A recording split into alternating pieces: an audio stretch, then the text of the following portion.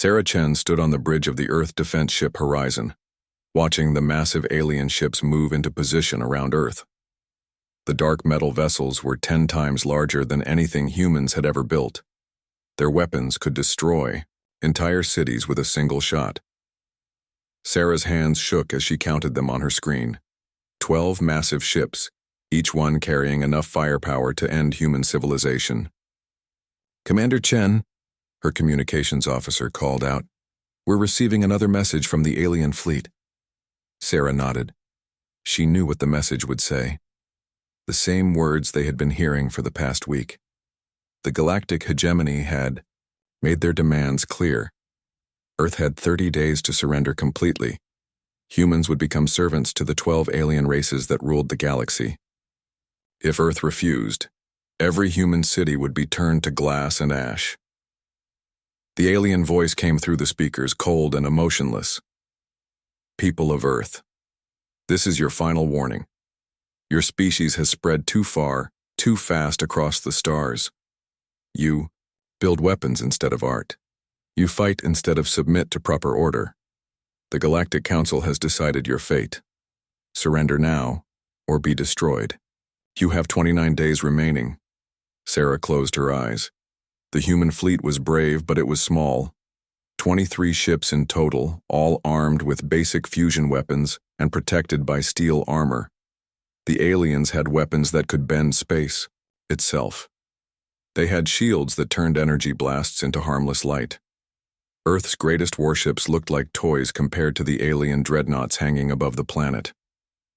Down on Earth, Sarah knew panic was spreading through every city. The news showed crowds of people demanding that the government surrender immediately. Others called for a fight to the death.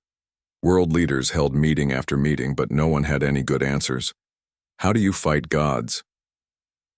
Sarah's personal communication device buzzed. She looked at the screen and saw a message that made her heart skip. It was from her old professor, Dr. Marcus Reeves. The message was simple. "Sarah, report to Location 17 immediately. Tell no one." Location 17. Sarah had not heard that code name in 15 years, not since her training days. At the Deep Ocean Research Facility, she remembered Dr. Reeves as a quiet man who taught advanced physics to military officers. Most people thought he was just another teacher. Sarah knew better. Dr. Reeves worked on projects so secret that even admirals did not know about them. "Lieutenant Torres, you have command," Sarah announced to her second officer. "I'm needed planetside for an emergency briefing."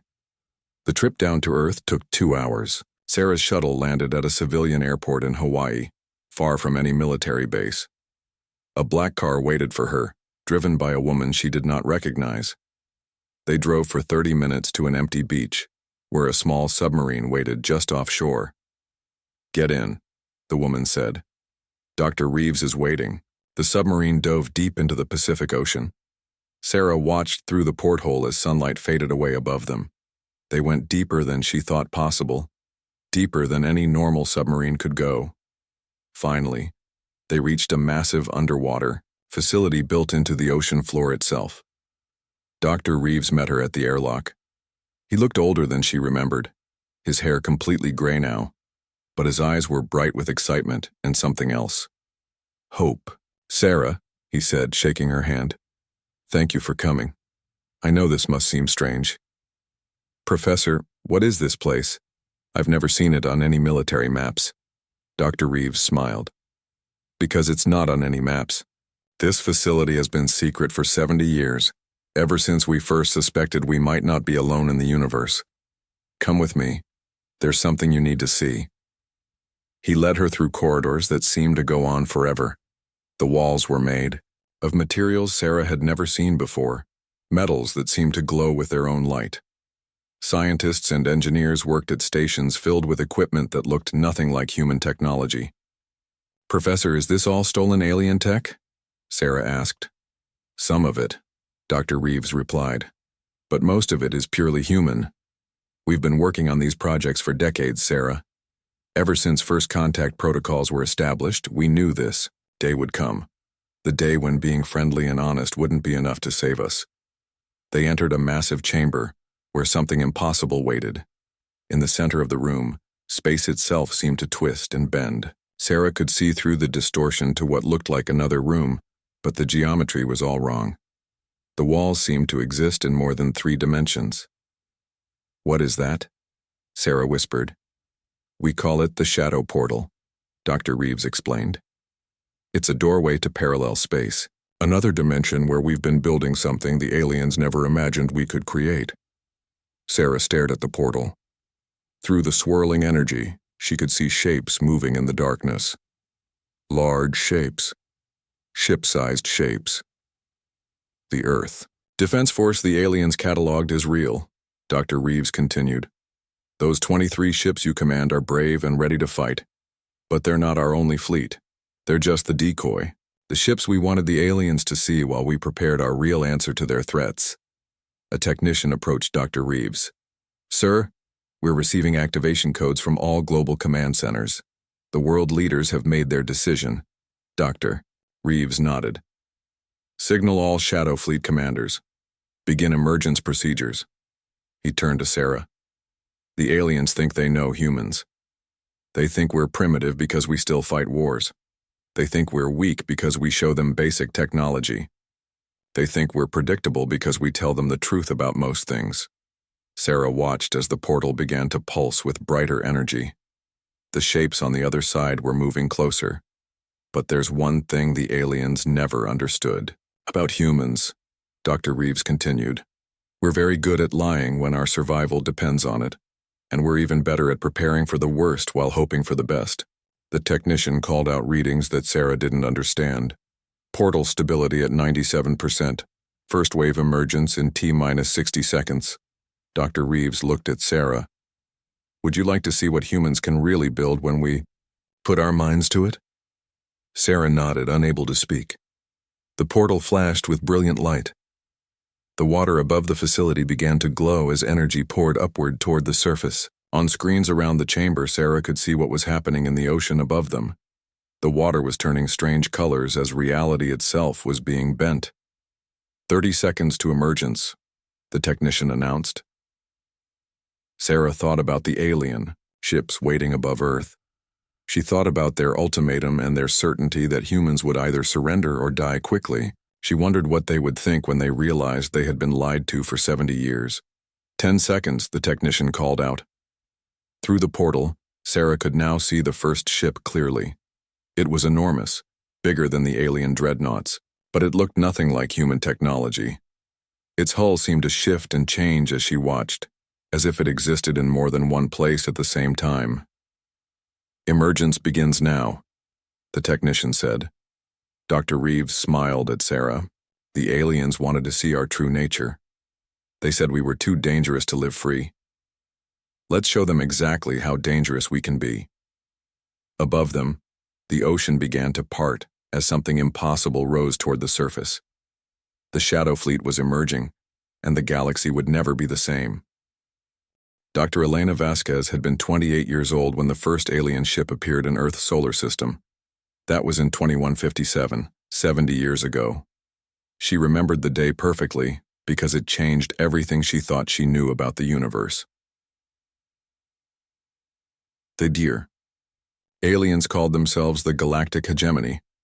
They said they came in peace, but Elena noticed how their ships carried enough weapons to destroy continents. They said they wanted to help humanity join the galactic community, but their help came with many rules. Rules about what weapons humans could build. Rules about where humans could travel. Rules about what technology humans were allowed to develop. Elena had been working as a quantum physicist at the time. She watched the alien representatives meet with world leaders. She listened to their promises of shared technology and galactic citizenship. But she also noticed something else. The aliens were studying everything. They cataloged every human ship, every weapon, every piece of technology. They wanted to know exactly what humans were capable of. "They're afraid of us," Elena told her research partner Dr. James Park one evening in their laboratory. "They're not here to help. They're here to make sure we never become a threat." James looked at the alien technology samples they had been given to study. The aliens claimed they were gifts, examples of what humans could achieve if they proved themselves worthy. But Elena suspected the gifts were actually tests, ways to see how quickly humans could reverse engineer alien science. If they're afraid of us now, Elena continued, imagine how afraid they'll be if we actually develop real technology. We need to prepare. That night, Elena wrote a proposal that would change human history. She called it the Shadow Project. The idea was simple, but dangerous. If the aliens wanted to catalog human capabilities, humans would give them exactly what they expected to see. A small fleet of basic ships with primitive weapons. Meanwhile, the real human fleet would be built in secret, using technology the aliens never dreamed humans could develop. The world governments approved the Shadow Project 6 months later. The decision was made in a secret meeting attended by only 12 people. They agreed that humanity's survival might depend on deception. If the aliens ever decided humans were too dangerous, the Shadow Fleet would be ready. Elena spent the next 40 years developing the technology that would make the project possible. The key breakthrough came from studying alien portal technology. The aliens used portals to travel between star systems, but they never imagined humans could improve on their design. Elena discovered how to create portals that opened into parallel dimensions, spaces that existed alongside normal reality, but remained invisible to alien sensors. The construction began in 2170. While the aliens watched humans build a small defense fleet using basic fusion technology, the real work happened in hidden dimensions. Massive shipyards were constructed in parallel space, accessible only through quantum portals hidden in Earth's deepest oceans. The Shadow Fleet ships were built using a combination of stolen alien technology and uniquely human innovations. Elena's teams learned to reverse engineer every piece of alien equipment they could get their hands on. When alien representatives visited human research facilities, they never suspected that their hosts were secretly scanning and copying everything they brought. But the humans didn't just copy alien technology, they improved it. Elena discovered that aliens thought in very rigid patterns. Their weapons worked in predictable ways. Their defenses protected against known threats. They had ruled the galaxy for so long that they had forgotten how to innovate. Humans, Elena realized, were different. Human minds were chaotic, creative, and unpredictable.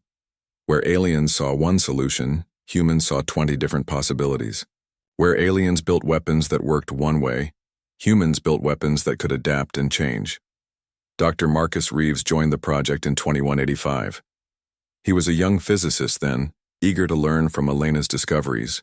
She taught him everything about portal technology and parallel dimension physics. More importantly, she taught him about the human advantage in warfare. Aliens fight like they think, Elena explained to Marcus during one of their late-night research sessions.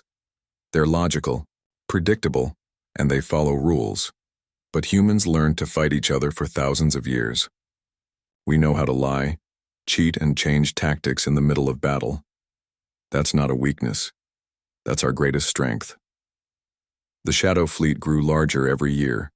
Ships were built that existed in multiple dimensions simultaneously, making them nearly impossible to target. Weapons were developed that could attack targets through time itself. Armor was created that converted incoming energy into harmless radiation. But the most important innovation was the command system. Every Shadow Fleet ship was connected through quantum links to every other ship. When one captain learned something new, every other captain learned it instantly. When one ship developed a new tactic, the entire fleet could use it immediately. Elena lived to see the first Shadow Fleet battleship completed in 2201. The ship was 3 kilometers long and powered by captured dark matter. Its weapons could fold space-time itself.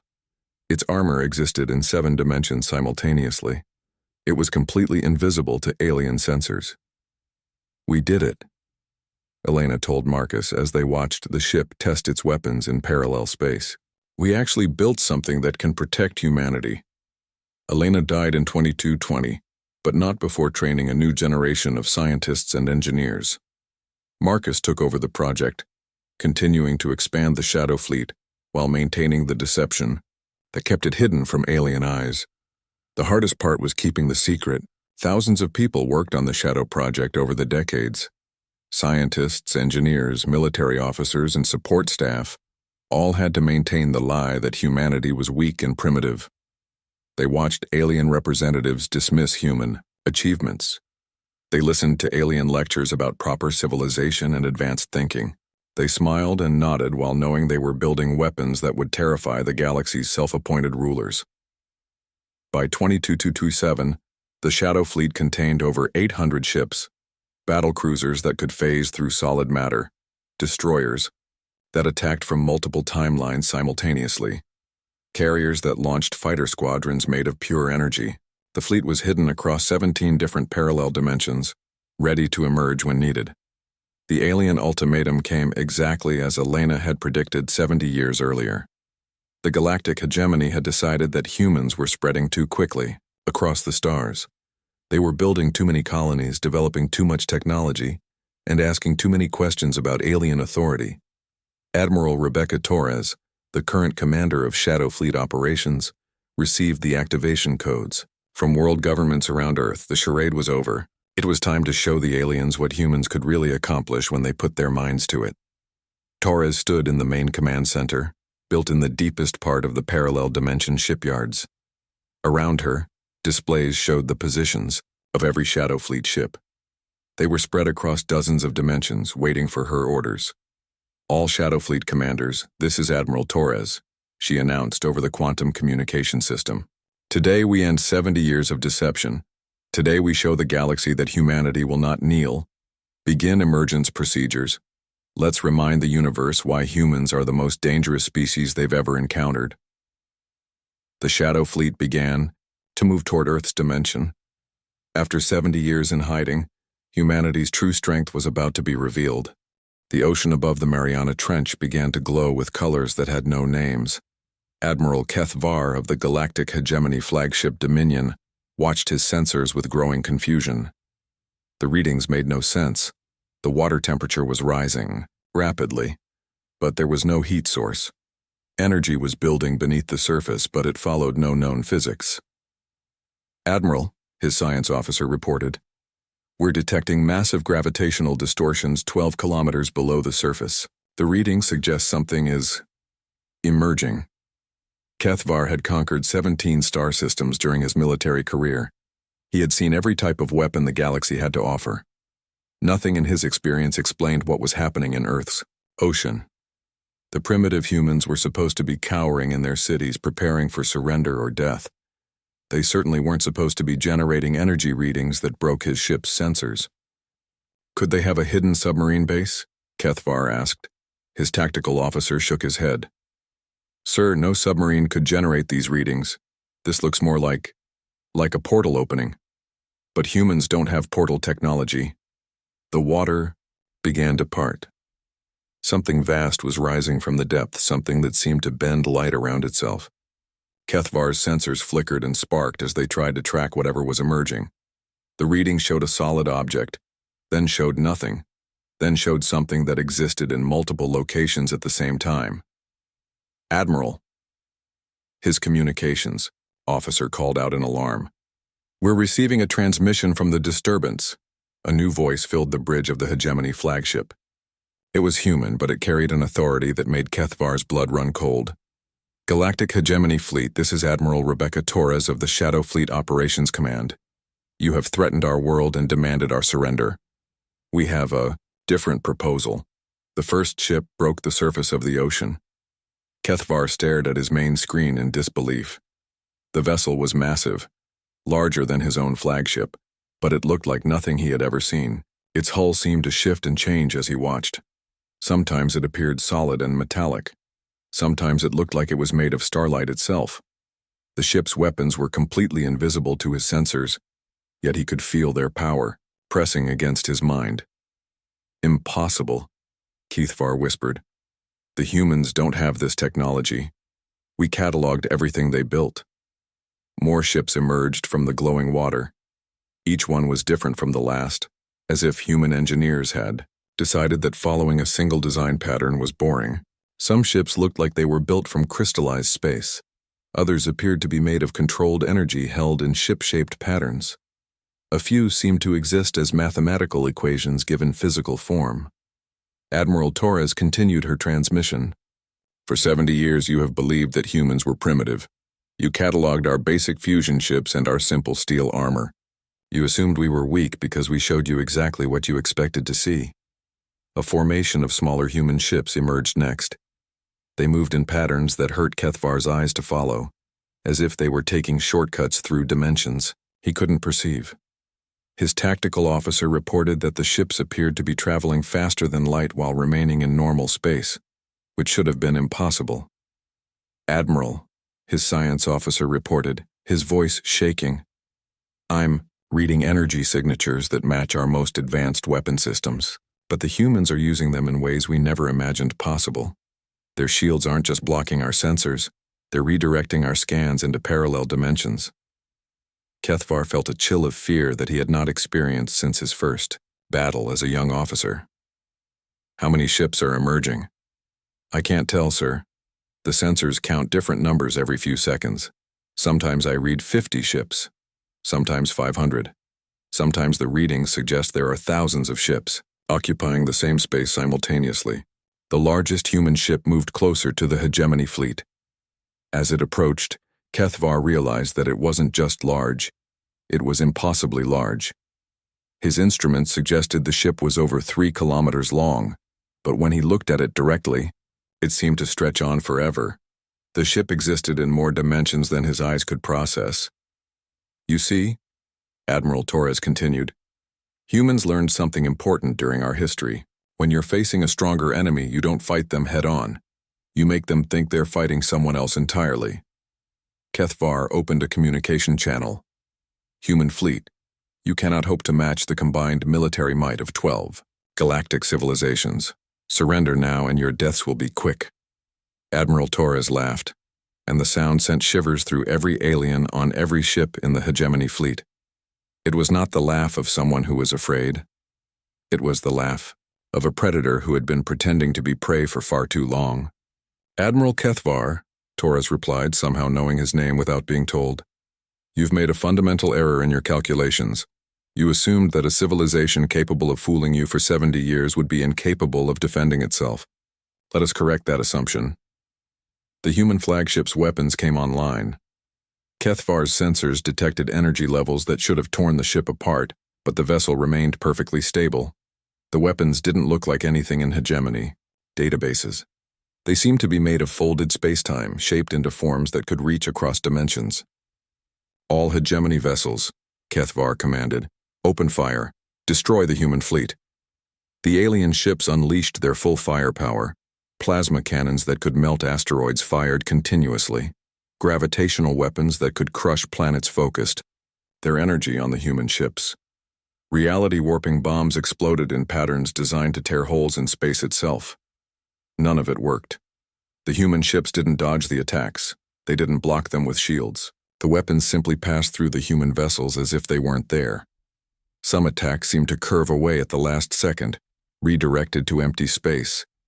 Others appeared to travel backward through time, striking targets that had moved away seconds earlier. "Impossible," Kethvar's tactical officer reported. "Our weapons are hitting them directly, but the damage readings show zero effect. It's as if the human ships exist partially outside normal reality." Admiral Torres opened communication again. "Your weapons are impressive, but they're designed to fight enemies who follow the same rules you do. We stopped following your rules the day you first threatened our world." The human flagship fired a single shot. The weapon looked like a beam of twisted starlight, but Kethvar's instruments could not measure its energy output. The beam struck the hegemony heavy cruiser supremacy, and the ship simply disappeared, not destroyed, not vaporized, gone, as if it had never existed. "Admiral," his science officer whispered, "the ship didn't just explode. According to our sensors, it was removed from this timeline entirely. The weapon somehow deleted the target from reality."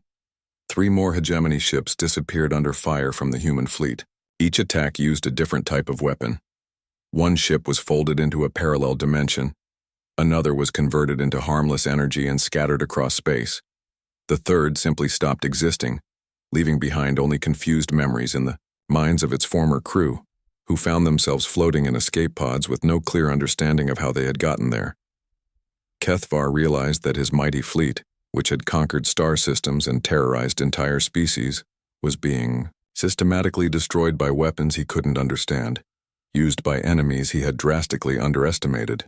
"Human fleet," he transmitted, his voice no longer carrying the authority of conquest.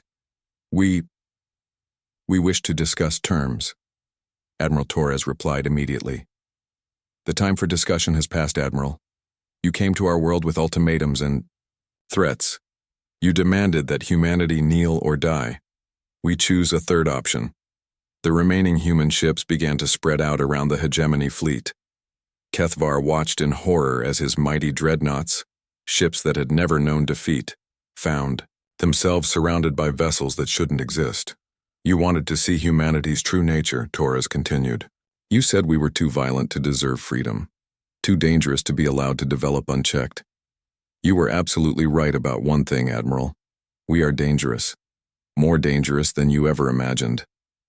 The battle was over in 17 minutes. When it ended, the most powerful battle fleet in hegemony history was nothing but debris and fading energy signatures. Admiral Kethvar found himself alone in an escape pod, watching the human ships hover motionlessly above Earth's blue oceans. His last transmission before the pod's power failed was a single message sent to Hegemony High Command. "We have awakened. Something terrible. The humans were never the prey, they were always the hunters." The news of the Shadow Fleet's appearance spread through the galaxy faster than light itself. On the hegemony capital world of Nexus Prime, Supreme Chancellor Vex Thalan received Admiral Kethvar's final transmission with disbelief that quickly turned to rage, then to something he had never felt before: genuine fear. "Replay the message," he commanded his aide. The holographic display showed the wreckage of what had once been the most powerful battle fleet in known space. 12 massive warships reduced to glowing debris in less than 20 minutes. The tactical analysis made no sense. The human weapons had simply ignored every law of physics the hegemony understood. "How is this possible?" Vex Thalan demanded. "We monitored the humans for 70 years. We cataloged every ship, every weapon, every piece of technology they possessed. They had nothing that could threaten a single hegemony patrol craft, let alone an entire battle fleet." His military advisor, General Korth Mal, studied the tactical reports with growing unease. "Sir, it appears the humans have been systematically deceiving us for decades. The fleet we destroyed was not their real military force. It was a decoy designed to make us underestimate their capabilities." Vex Thalan felt his confidence crumbling. The hegemony had ruled the galaxy for 800 years based on one simple principle: technological superiority meant natural authority. Species that could build better weapons deserved to rule over those who could not. It was the foundation of everything he believed about civilization. "Impossible," he said. "Primitive species cannot develop advanced technology without guidance from their superiors. The humans barely understand portal physics. They cannot have created weapons that surpass ours." The aide brought up another report. "Sir, we're receiving similar messages from hegemony outposts across 17 different star systems. Human ships have appeared without warning, striking military installations with precision attacks before disappearing again. Our forces report that the human vessels seem to exist partially outside normal space-time. Captain David Kim piloted his ship Phantom Strike through the parallel dimensions between star systems. His vessel was a stealth destroyer designed for surgical strikes against enemy installations. Unlike the massive battleships of the Shadow Fleet, Kim's ship was built for speed and invisibility. It could phase in and out of normal reality, making it nearly impossible to track or target. Kim's mission was different from the spectacular battle above Earth. While Admiral Torres demonstrated humanity's raw power, Kim's job was to liberate the concentration camps where the hegemony held primitive species that had refused to submit to alien rule. The Kepler-7 system contained one such camp. 10,000 members of a peaceful species called the Vashi had been imprisoned there for refusing to hand over their planet's rare mineral deposits. The hegemony claimed they were being educated about proper galactic citizenship. In reality, they were forced to work as slaves in mining operations. Kim's ship emerged from parallel space just outside the prison facility's sensor range. The installation was heavily defended by automated weapon systems and a small garrison of hegemony soldiers. Under normal circumstances, attacking such a facility would require a fleet of ships and massive casualties. But Kim's ship was far from normal. The Phantom Strike existed in 7 different dimensions simultaneously. Its hull was made of crystallized spacetime that could shift between solid matter and pure energy. Its weapons fired projectiles that traveled through folded space, appearing inside enemy targets without passing through intervening barriers. "Computer, begin liberation protocol," Kim commanded. The ship's artificial intelligence, enhanced with quantum consciousness technology, responded immediately. "Captain, I have identified all enemy defensive positions, initiating phase shift assault pattern." The Phantom Strike became translucent, then invisible. Kim watched his instruments as the ship passed through the prison shields as if they were made of air. The hegemony sensors detected nothing unusual. To them, the human ship simply didn't exist. Kim materialized his ship inside the prison compound's main courtyard. Hegemony guards rushed toward the sudden appearance of an enemy vessel, but their weapons passed harmlessly through the ship's dimensional shift armor. Kim's return fire was far more effective. His weapons targeted the aliens' equipment rather than their bodies, disabling their guns and communication devices without killing them. The prison's defensive systems tried to respond, but they were designed to stop attacks from outside the facility, not from ships that could appear inside the walls. Kim's weapons systematically destroyed every automated turret and security system within minutes. "Attention Vashi prisoners," Kim broadcast in their native language. "This is Captain Kim of the Human Liberation Fleet. You are being rescued. Please gather in the main courtyard for immediate evacuation." The alien prisoners emerged from their cells with hope and disbelief in their eyes. They had heard rumors of a mysterious new species that was challenging hegemony authority, but they had never dared to believe rescue was possible. Kim activated his ship's emergency transport system. One by one, the Vashi prisoners were beamed aboard the Phantom Strike using technology that converted their bodies into quantum information, then reconstituted them safely inside the ship's cargo bays.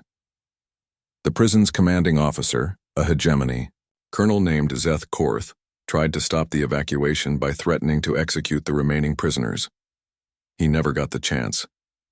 Kim's weapons locked onto the alien's equipment with impossible precision, disarming him without harming a single scale on his body. "Colonel," Kim transmitted directly to the alien's personal communicator, "your prisoners are under human protection now. Any attempt to harm them will result in consequences you cannot imagine." Zeth Korth stared at the human ship in bewilderment. "You cannot do this. The hegemony will hunt you across the galaxy. We will make your species pay for this interference." Kim's laughter came through the communicator. "Colonel, you still don't understand what's happening here. Your fleet above Earth is already destroyed. Your military superiority is an illusion. The hegemony's age of dominance is over." The Phantom Strike phase shifted back into parallel space with all 10,000 Vashi prisoners safely aboard. Kim set course for the liberated colony world of New Haven, where the rescued aliens would be free to rebuild their lives without hegemony interference. As Kim's ship traveled through dimensional space, he received reports from other liberation missions across the galaxy. Human ships were appearing in dozens of star systems, freeing enslaved populations and destroying hegemony military installations. Each success inspired more species to resist alien rule. The psychological effect was devastating for the hegemony. For 800 years, they had maintained control through the belief that resistance was impossible. Now species across the galaxy watched as humans systematically dismantled the foundations of alien authority. On Nexus Prime, Supreme Chancellor Vex Thalen received increasingly desperate reports from his military commanders.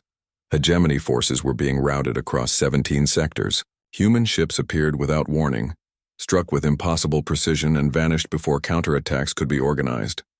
"Sir," General Korthmal reported, "we're receiving surrender requests from 14 different species that were previously loyal to the hegemony. They're asking to join this human alliance. Our own forces are beginning to question whether we can win this war. Vexthalin realized that his empire was collapsing not because of superior firepower, but because of superior psychology. The humans weren't just destroying hegemony ships, they were destroying the idea that the hegemony was invincible. Contact all remaining fleet commanders, Vexthalin ordered. Tell them to implement Protocol Omega. General Korthmal hesitated. Sir, Protocol Omega will destroy entire star systems. Billions of lives will be lost, including our own colonies. If we cannot rule the galaxy, Vexthalin replied, then no one will. Activate the reality bomb network. If the humans want to see the true power of the hegemony, they will witness the destruction of everything they seek to protect. The order went out across the galaxy.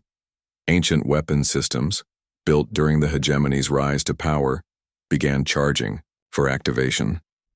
The aliens would rather destroy the galaxy than lose control of it. But they had made one final error in judgment. They assumed that humanity's greatest weapon was technology.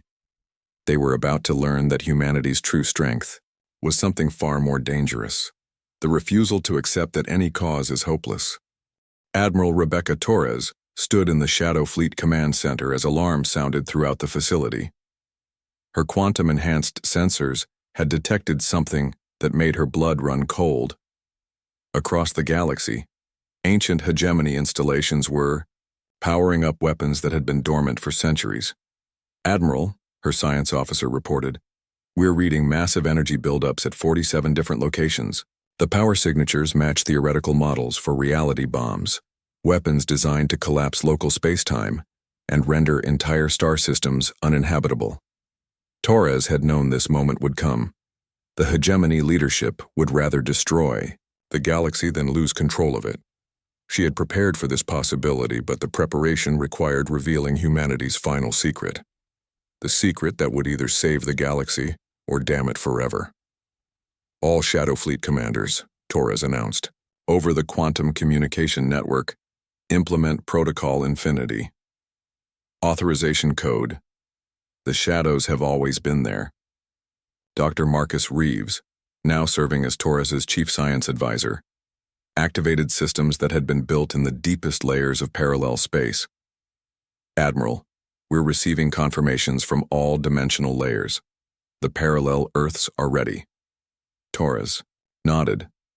Humanity's greatest secret wasn't just that they had built a hidden fleet, it was that they had built it with help from other versions of humanity, from alternate timelines. Every Shadow Fleet ship was crewed not just by one timeline's personnel, but by quantum echoes of crews who had died fighting the same war across infinite realities. The reality bomb network began its countdown sequence. In 47 star systems, weapons that could crack the foundation of existence itself prepared to fire. The hegemony's plan was simple. If they couldn't rule the galaxy, they would reduce it to a lifeless void where nothing could exist. But the bombs never got the chance to fire.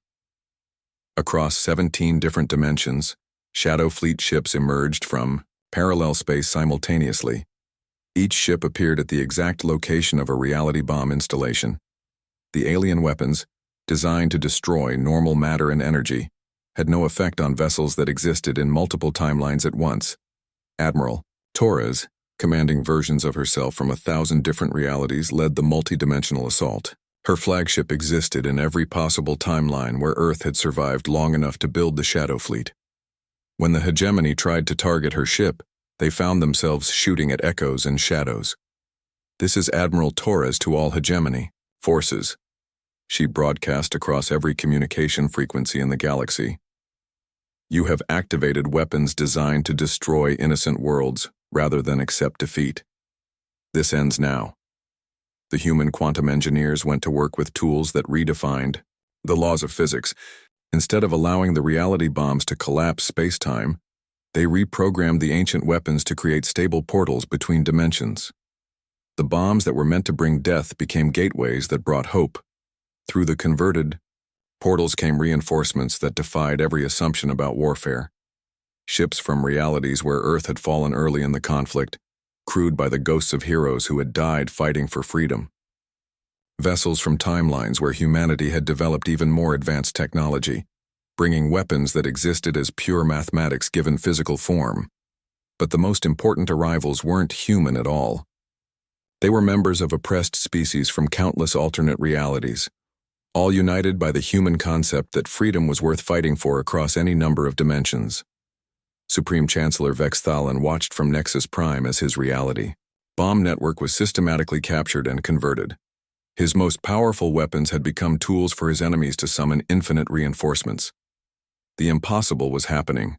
His empire was being defeated not just by superior technology, but by superior ideals. "Sir," General Korthmal reported, his voice filled with despair, "our remaining fleets are requesting permission to surrender. The humans are offering terms that allow our species to survive if we agree to abandon the hegemony system."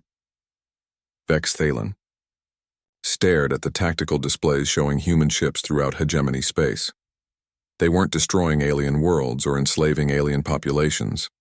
Instead, they were liberating prisoners, protecting civilians, and offering former enemies the chance to join a new type of galactic civilization. "They're not conquering us," Vex Thalan realized. "They're trying to save us from ourselves." The final battle took place not in space, but in the realm of ideas. Admiral Torres opened a direct communication link to every inhabited world in the galaxy. Her message was simple but revolutionary. "The age of rule by force is over. We offer you something the galaxy has never seen: government by consent instead of conquest." The response was overwhelming. Species that had been enslaved for centuries rose up against their hegemony overseers. Worlds that had been forced to pay tribute declared their independence. Even many hegemony citizens began to question whether their empire had the right to rule over others. The old order collapsed not because of superior firepower, but because of a better idea. The concept that strength should be used to protect the weak, not exploit them. The radical notion that different species could work together as equals rather than rulers and subjects. Commander Sarah Chen, promoted to Admiral of Interdimensional Relations, stood on the bridge of New Geneva Station 6 months after the war ended. The station was built in the space between dimensions, serving as a meeting place for representatives from hundreds of different species and thousands of alternate realities. Through the station's massive viewports, Sarah could see ships from dozens of worlds working together to build something the galaxy had never experienced: a truly free civilization. Hegemony species worked alongside their former slaves to construct trading posts and research facilities. Human technology was shared freely with anyone who promised to use it for peaceful purposes. The former hegemony leaders had been given a choice: stand trial for their crimes, or spend their lives working to repair the damage their empire had caused. Most chose to work for redemption. They discovered that building something was far more satisfying than destroying it. Dr. Marcus Reeves, now director of the Interdimensional Science Council, approached Sarah with the daily reports. "Admiral, we've established contact with 67 new alternate realities this week. Most of them are interested in joining our confederation. A few are still fighting their own versions of the hegemony and have requested assistance." Sarah nodded. The Shadow Fleet's mission had evolved from defending Earth to defending the principle of freedom across infinite realities. It was a task that would never be complete, but Sarah found that comforting rather than daunting. Humanity had always been at its best when working toward impossible goals.